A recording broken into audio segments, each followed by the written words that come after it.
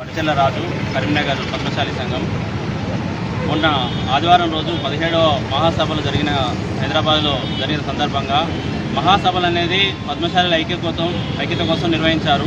అది చాలా గ్రేట్ అండి, వాళ్ళకు అందరికీ అప్రిషియేట్ చేస్తున్నాము. కానీ అక్కడ ముఖ్య అతిథిగా రేవంత్ రెడ్డి గారిని పిలిచి మన పద్మశాలి జీవనోపాధమైన మొగ్గం మీదికి కాలు బూట్లతో ఎక్కి పాకచెక్కలు నేయడం జరిగింది.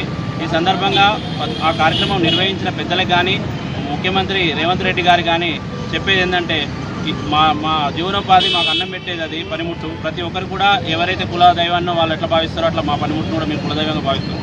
దాన్ని అభిమానించిన సందర్భంగా మా పద్మశాలి నేత కార్మికులే కానీ కుల బాంధవులే కానీ మనోభావాలు దెబ్బతిన్నాయి కనుక వారు బహిరంగ క్షమాపణ చెప్పాలని చెప్పేసి మా పద్మశాలిలో ఆత్మగౌరవం మీద దెబ్బకొట్టే విధంగా పనిచేశాడు. ఇప్పటికే ఎన్నోసార్లు బీసీలు రాజ్యాంగంలో పరిపాలన చేయడం కాదు, వారికి రాజకీయం చేయడం రాదని చెప్పేసి ఎన్నోసార్లు హెచ్చరించారు వారు.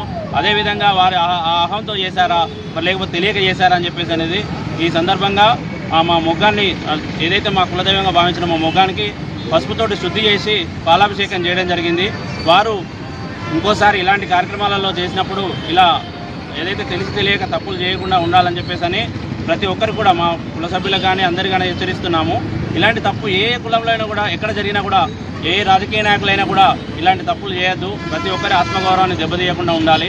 అలాగే మన పద్మశాలి బీమా లోన్స్ అయితే ఏదైతే వాళ్ళు జీవో ప్రకారంగా వాళ్ళు రద్దు చేశారో అలాగే రైతన్నలకు చేనేత బీమా రైతన్నలకు రైతు బీమా ఇస్తున్నట్టుగా చేనేత వాళ్ళకు కూడా చాలామంది ఒక పూట తింటే ఒక పూట వాళ్ళకి అన్నం లేకుండా ఉంది. చాలామందికి చనిపోతే వారికి దాన సంస్కరణలు కూడా డబ్బులు లేకుండా ఉన్నాయి కనుక వారికి కూడా చేనేత బీమా కూడా ఇవ్వాలని చెప్పేసి తొందరగానే ఈ సందర్భంగా వారు బహిరంగ క్షమాపణ చెప్తూ ఈ మా పద్మశాలీలకు ఆత్మగౌరవంగా ఈ చేనేత బీమా కూడా అనౌన్స్మెంట్ చేయాలని చెప్పేసి దాన్ని జీవో తొందరగా పాస్ చేయాలని చెప్పేసి కరీంనగర్ శాఖ తరఫు నుంచి మేము డిమాండ్ చేస్తున్నాము.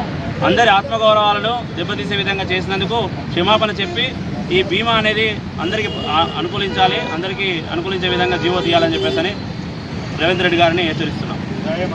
జై మార్కండేయ.